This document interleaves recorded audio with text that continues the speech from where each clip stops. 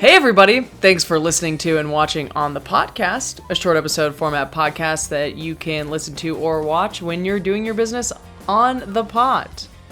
Or maybe it is so freaking depressing in this world right now, and you are too involved in what is going on, the news. I mean, we can agree, it doesn't matter what side you're on, it's all pretty awful right now. So instead of diving into that, having your whole life consumed by it and spiraling, put on episodes of our podcast. It may make things better. It depends on how we're feeling. It may make things worse, but at the very least, you'll be entertained and you will be out of this space that you're in. We love you. We love you. Hoping for the best. We'll get through this together. I'm Liz. And I'm Katie.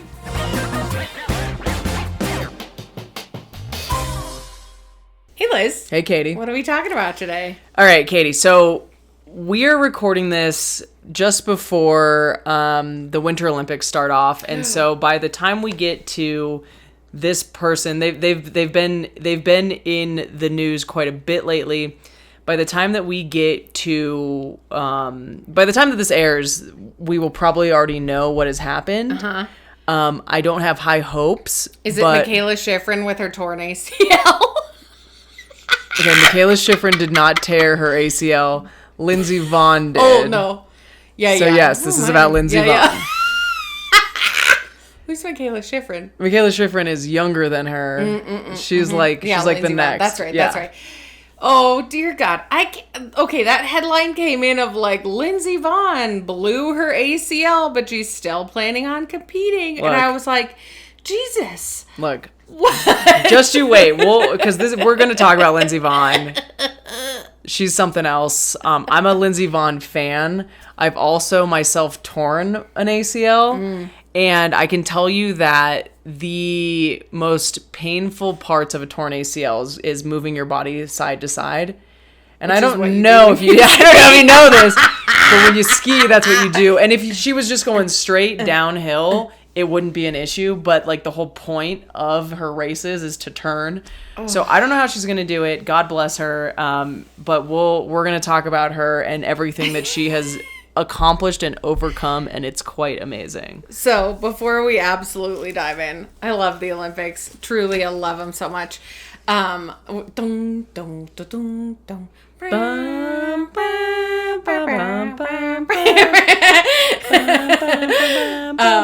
hope that shirtless man from Tonga is all oiled during the opening ceremonies. Do you remember him? All right, I'm going to tell you something that's probably going to disappoint you. I don't think Tonga is competing in the Winter Olympics. No, so he first came around in the summer like 2 times ago, and then surprise was also shirtless in the Winter Olympics 2 times ago too, and I was like, whoa, Tonga! We'll see. I don't have high hopes for Tonga competing in the Winter Olympics, but there's the Jamaican bobsled team, so. Okay, anyway, Lindsey Vonn. Colorado girl, let's go. Colorado girl. Lindsey Vonn actually was born Lindsey Caroline Kildow. She was born on October 18th, 1984. She's a Libra. Which is really funny, because when I found this out, then I watched a little interview with her later, and she was like, I just have a hard time saying no. And I was like, classic Libra. She was born in St. Paul, Minnesota, and spent most of her childhood in St. Paul. So she started skiing at the age of 2 years old, and then what they would do is they would commute from Minnesota to Colorado for her to train. That's nuts. 16-hour drive. They would drive? 16-hour drive. Oh, God. Yeah, she has like a memory of like being in the backseat, like in a sleeping bag, basically, while your mom played, I think it was Eric Clapton, I think is what she listened to. I have memories of going to Nebraska while listening to Shakira. Oh, hey, that's cool. Yeah. I remember sitting in the backseat going to like Grand Lake and listening to Britney Spears and thinking I'm so cool. Yeah, it is pretty cool. It's pretty cool. So they did finally move to Vail officially in the late 1990s for Lindsey's training. And mind you, it was in separate moves. Like half the family moved, and then the other half followed. And at the age of 9, she actually met Peekaboo Street. Oh, cool. An Olympic skier as well. And Peekaboo ended up kind of becoming her mentor. But Lindsey mentioned that she missed out on a lot of traditional childhood stuff because she was just training to ski. No, I'm sure. Olympic kids, I mean, I don't know what goes into the family's decision of like, oh, you're very talented at this. Like, let's dedicate our lives to this. That must be intense. So I believe a lot of it had to do with her father, who was also like an incredible skier, and then due to an injury, foreshadowing. Lindsey. Just wait. Due to an injury at 18, kind of was that like ended his career. But all right, so let's talk about Lindsey Vonn. Okay. We've already been talking about her. So she made her World Cup debut. She was already like really good as a teen. She made her World Cup debut at 16 in November of 2000. In 2002, she made her first Olympic appearance. I was there in Utah. Oh, you went to the Olympics? Yeah. Oh, I didn't know that. Yeah, when it was out here in Utah, yeah. Oh. Out here in Utah. When it was in Utah, and it was close enough to Colorado that we went. Yeah. And she competed in the slalom and combined. So she competes typically in 5 different racing events. It's the slalom, the downhill, the combined, the Super G, and then something else. What's the difference? You go in the gates. There's gates? There's gates, and then there's just like turns. I couldn't tell you the difference, but it's a nice opportunity to be able to like be good at something multiple times. So in her first Winter Olympics, she got 6th place in the combined. And then in 2004, she got 3rd place in the World Cup downhill.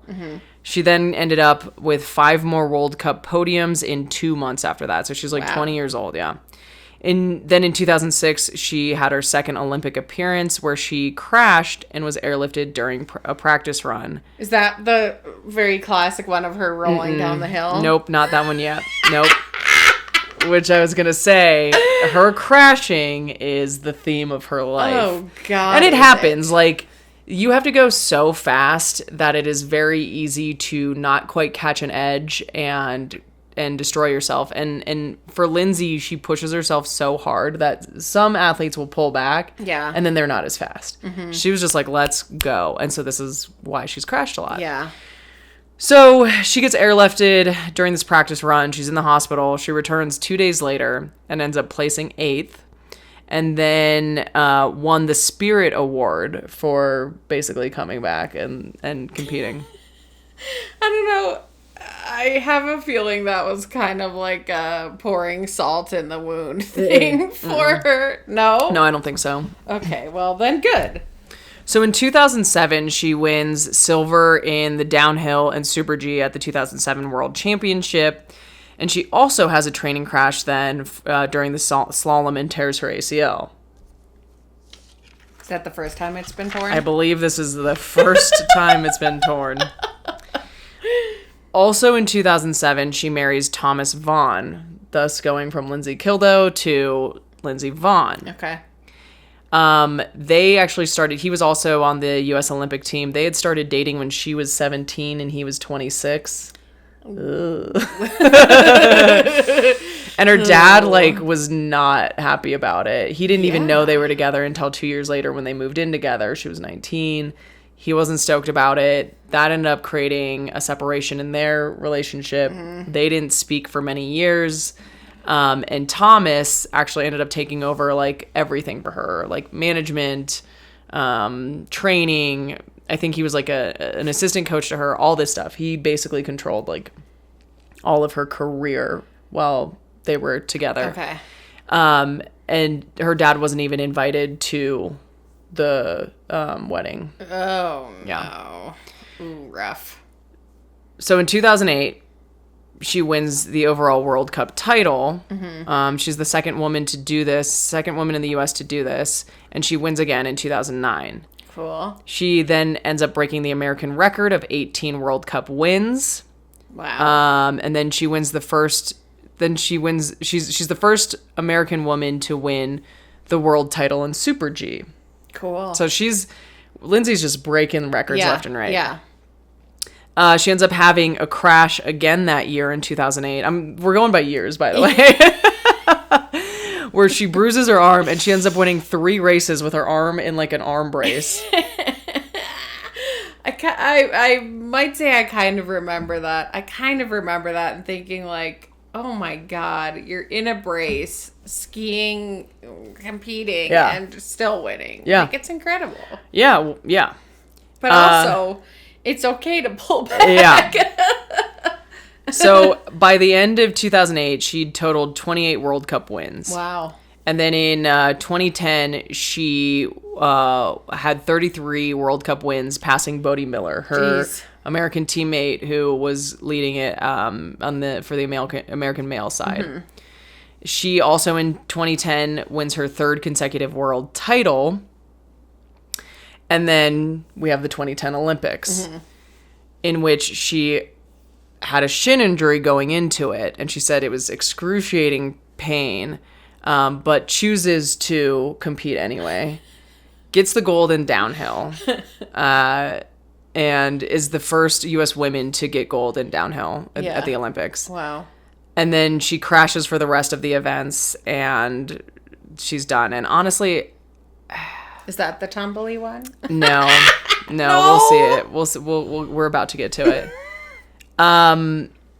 In 2011, she has no World Cup wins. This is also the year that she gets divorced. And during this time, and I couldn't find like all the details on it, but what I had heard, I've heard different things. But again, because her husband was the guy that took over all of her training and all of her settings and all of that stuff when she was so young, she didn't know what her settings were. She didn't know anything. And so by the time that they divorced, she had no clue. Yeah. Like she had to relearn where she was at. Oof. And I'd heard that he like had broken all of her gear, but I don't know if that's true. I couldn't find anything on that. Yeah.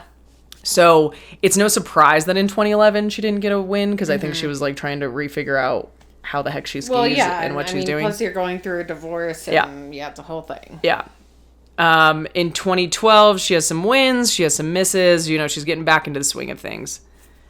Now, in 2013, she has her 3rd career hat trick at Lake Louise, meaning she wins first in all 3 categories. Okay. And this is her 3rd career hat trick, which is great.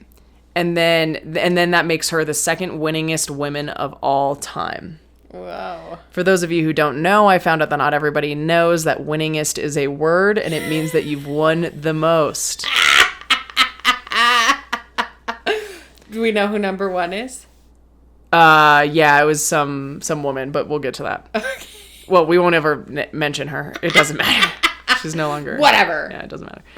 Now, this is also in 2013 when her first World Cup race, she tears her ACL and fractures her tibial plateau, which I believe is that fall that we've all seen. Yeah. That we've all witnessed. And it's horrible. You can hear her screaming to this day. Ugh. I'm plagued with nightmares of it. Not yeah. really. I nightmare about other things. I nightmare about worse. And then because of it, in 2014, she opts not to go to the Olympics, which is a massive bummer. Because everybody's like, this is her year. And then she's like, I can't go. Yeah.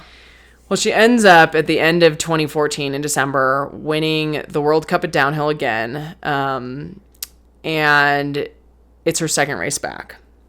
So in 2015, she ties and then overtakes for the most World Cup wins ever for a woman. That's huge. Yeah, that's huge. Huge in 2015. She's 31 years old. She's ends up 7th in the World Cup title. She makes the World Cup podium for the 113th time that year. And then in 2016, she has 70 World Cup wins, and she passes Herman Meyer for the most Super G wins by either gender, which is huge. And then in November, she breaks her arm. I don't mean to laugh, but like, oh my God. I'm just trying to put this into perspective. No, I know. Ugh. Okay, in 2017, she captures her 77th World Cup win.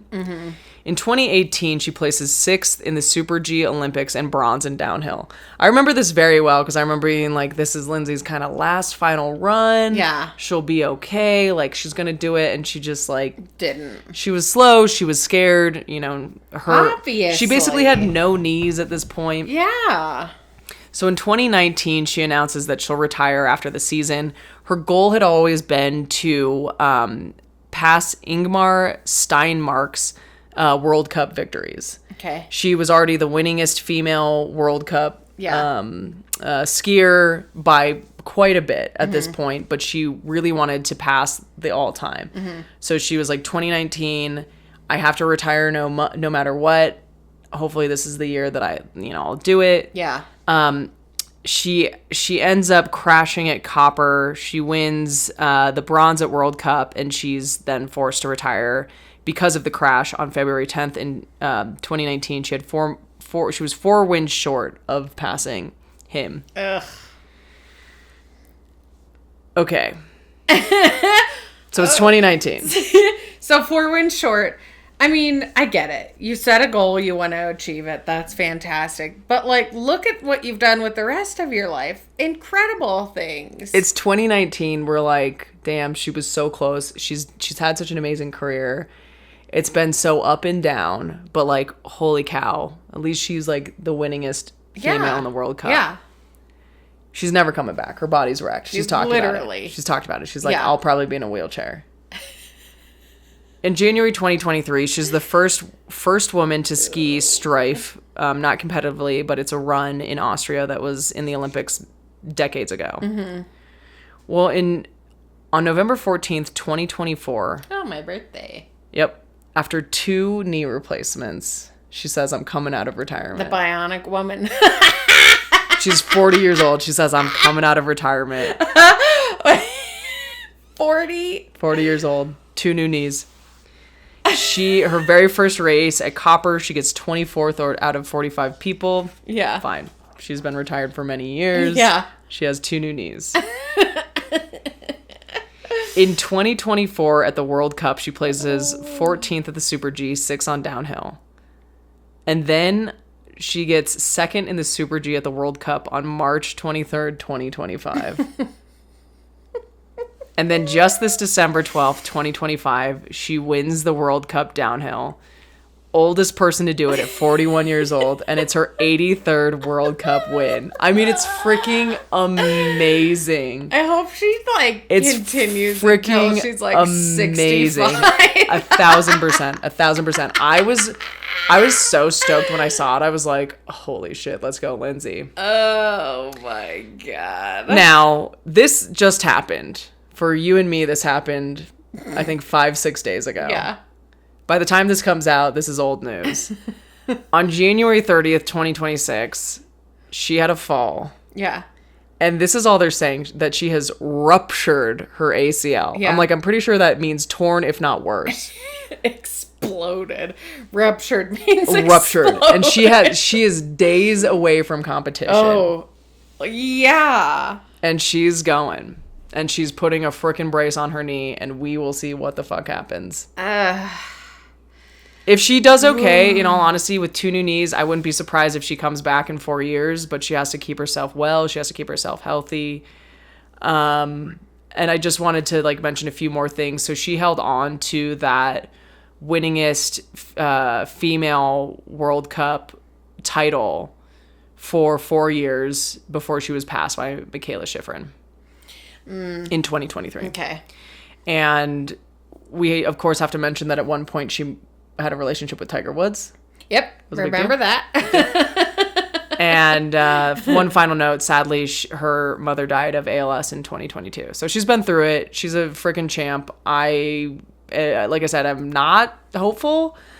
Yeah. But she's just a badass who's been through a lot and continues to compete. So I think that's cool. Here we go, Lindsey. We'll see. And possibly have seen already. USA. I can't even fathom what that life is like. I can't. It's just so crazy. Just so crazy. No. But everybody's rooting for her. All right. Thanks, Liz. Yeah, you're welcome. So what's that inside my body? Gosh, I guess like the drive to continue to compete no matter what. No matter what sacrifice it takes. Literally no matter what. Okay. A little bit of knowledge. See you next time. Bye.